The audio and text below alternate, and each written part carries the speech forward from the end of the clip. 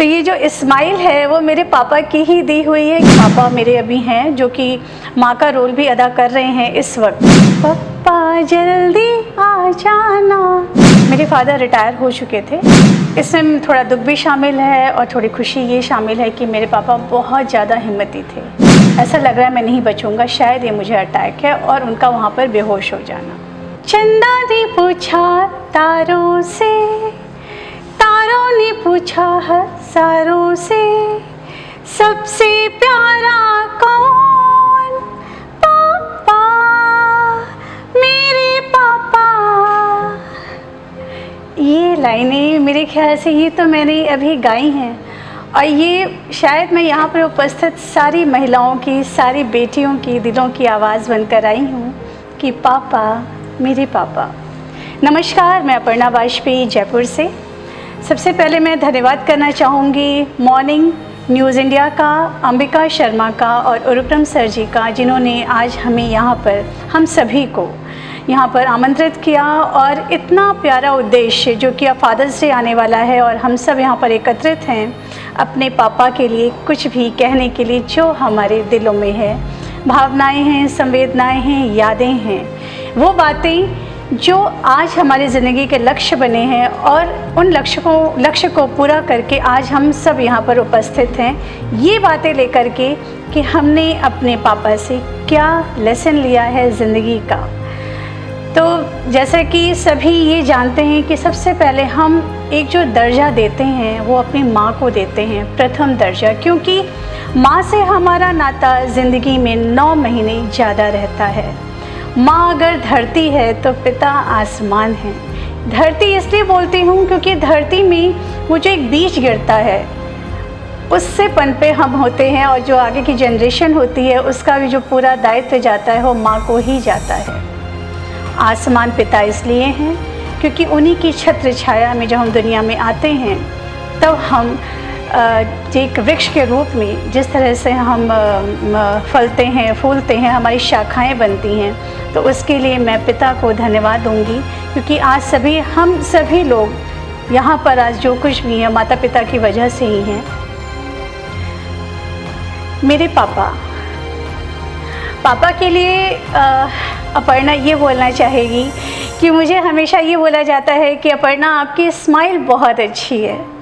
तो ये जो स्माइल है वो मेरे पापा की ही दी हुई है क्योंकि कभी आप लोग मेरे फादर से मिले नहीं हैं। उनके कोई पिक्चर भी देखोगे ना आप लोग तो उसमें आपको एक स्माइल दिखेगी, एक नेचुरल स्माइल। क्योंकि जब से मैंने होश संभाला है, अच्छा अप एंड डाउन किसकी ज़िंदगी में नहीं आते हैं, हमारे भी आ रहे हैं, आपके आ रहे हैं और हर एक की ज़िंदगी में आते हैं, लेकिन मैंने हर उताव, देखिए जब ज़िंदगी में सारे खुशी हैं, सारे सुख हैं तो भी तो चेहरे में स्माइल रहती है, लेकिन अगर दुख के समय में स्माइल है तो वो बहुत बड़ी बात होती है। मतलब आपने अपनी मुस्कान से अपने घर को, अपनी दुनिया को जीत लिया।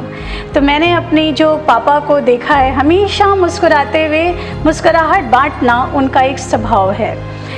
तो मैंने उनसे मुस्कुराहट के चलते जो सीखा है, मेरे पापा ने पूरी जो जर्नी की है वो स्टेट बैंक में की है और जो रिटायरमेंट हुआ वो भी स्टेट बैंक की शाखा प्रबंधक की पोस्ट से हुआ। बहुत गुरूर के साथ कहती हूँ मैं उस बाप की बेटी हूँ कि जिनको मैंने अपनी थाली को छोड़ करके भी बाहर लोगों की सेवा में जाते देखा है। जेब में शायद 500,000 के नोट रहे होंगे, लेकिन अगर किसी को ज़रूरत पड़ी है तो मेरे फादर ने वो भी अपनी जेब से निकाल के दे दिया है। उन्होंने ये नहीं सोचा है कभी भी कि घर में तो इसकी ज़रूरत नहीं है। कहने का मतलब ये है कि वो बहुत बड़े समाज सेवी हैं। ईश्वर की कृपा है कि उनका साया अभी हमारे ऊपर है, उनका हाथ है मेरे ऊपर अभी। माँ को खोए हुए मुझे भी 8 से 9 महीने हो रहे हैं, लेकिन पापा मेरे अभी हैं जो कि माँ का रोल भी अदा कर रहे हैं इस वक्त। तो ये मेरे लिए बहुत खुशी की बात है। तो पहली चीज़ जो मैंने बोली, मैंने मुस्कुराहट पाई अपने पापा की मुस्कान से। दूसरी चीज़ ये कि मैं आज समाज सेवी बनी, उसका भी कारण मेरे फादर ही हैं। मम्मी पापा दोनों ही बहुत अच्छा समाज की सेवा करते थे, लेकिन मैंने जितना पापा को अपने देखा है घर से निकलकर बाहर लोगों के बीच में रहते हुए, तो वो मेरी ज़िंदगी का बहुत बड़ा एक वो बना कि मुझे भी आगे बढ़ के चल के उन लोगों के लिए खड़े होना है जिनको हमारी ज़रूरत है। तो ये चीज़ है। और बाकी बहुत ही उदार, बहुत ही जो समाज सेवा कर रहा है इस तरह से, तो ये तो मानवीय बात है। वो स्वभाव से बहुत ही उदार होता है, बहुत ही संयमी होता है, वो हैं मेरे पापा। और एक गीत की लाइनें जो सबको बहुत पसंद आती हैं हमेशा, सात समंदर पार से गुड़ियों के बाजार से अच्छी सी गुड़िया लाना, गुड़िया चाहे ना लाना, पप्पा जल्दी आ जाना, पप्पा जल्दी आ जाना। हर बेटी जो होती है वो यही चाहती है कि उसके फादर जल्दी से जल्दी, शाम को क्या होता है, माँ के संग तो हम पूरा दिन बिता लेते हैं, लेकिन शाम का जो इंतज़ार होता है वो पापा के लिए होता है कि वो जल्दी से जल्दी घर आ जाएं।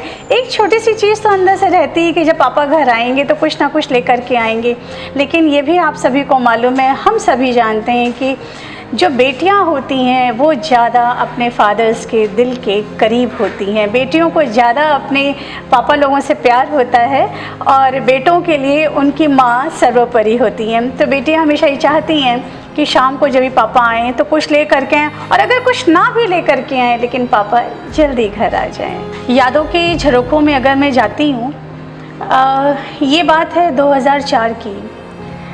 मैंने अपने पापा को बहुत ज़्यादा हिम्मती पाया। हिम्मत भी एक उनके लिए शब्द आता है। वो ऐसे कि उस वक्त मेरी तो जैसे शादी हो चुकी थी 1993 में, और मैं किस्सा बता रही हूँ 2004 का। मेरे फादर रिटायर हो चुके थे और मेरी मम्मी का ऐसा कुछ था कि उस वक्त तो अपने मायके गई हुई थी छत्तीसगढ़। इसमें थोड़ा दुख भी शामिल है और थोड़ी खुशी ये शामिल है कि मेरे पापा बहुत ज़्यादा हिम्मती थे। कारण ये था कि दिन था सोमवार और पापा निकले थे बैंक के लिए। ड्राइव करते करते उनको ऐसा महसूस हुआ कि उनको चेस्ट पेन स्टार्ट हुआ है।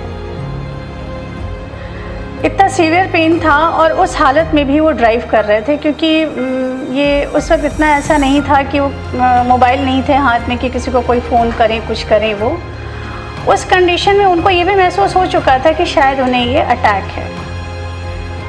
ड्राइव करते करते उन्होंने अपनी बटन्स खोली थी और पूरा स्वेटिंग हो चुका था उन्हें, और उस हालत में वो घर पहुंच गए। घर पहुंचे और फिर उनको ऐसा लगा नहीं अभी मैं नॉर्मल हूँ। 2 दिन बाद, क्योंकि मेरी मम्मी मायके में थी, दोनों बेटियां जिनका विवाह हो चुका था, मैं और मेरी छोटी बहन, भाई मेरा मेडिकल की पढ़ाई कर रहा था तो वो भी शहर से बाहर था। 2 दिन बाद उनको सेकंड अटैक आया, लेकिन उन्होंने उसको बहुत गंभीरता से उस वक्त भी नहीं लिया। उनको लगा कि हो सकता है चेस्ट पेन होगा। सोमवार के बाद ये दिन था बुधवार का। अगेन सैटरडे आया, तीसरा दिन। वो बैंक के लिए निकले हुए थे। Severe chest pain. उस वक्त वो समझ चुके थे कि आज कुछ तो मेजर है। उस कंडीशन में उन्होंने केवल भगवान को याद किया है और ड्राइव करते हुए खुद ने अपनी कार को सीधे कार्डियोलॉजी पहुंचाया, क्योंकि जैसे मैंने आपको बताया बहुत बड़े समाज सेवी हैं वो। तो कानपुर की मेरी पैदाइश है, मेरा मायका कानपुर का है। तो किस तरह से उन्होंने खुद को ले जा करके हॉस्पिटल में डॉक्टर के सामने अपने को प्रेजेंट करना और ये बताना कि अब मैं शायद, ऐसा लग रहा है मैं नहीं बचूंगा, शायद ये मुझे अटैक है, और उनका वहाँ पर बेहोश हो जाना।